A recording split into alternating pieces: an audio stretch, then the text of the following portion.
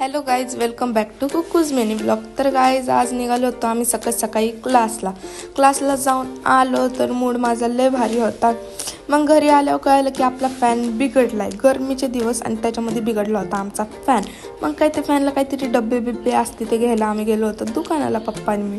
मग घरी आल्यावर पप्पा मस्तपैकी असा फॅन रिपेअर करत होते. अरे पप्पा ऑलराऊंडर आहेत बरं का.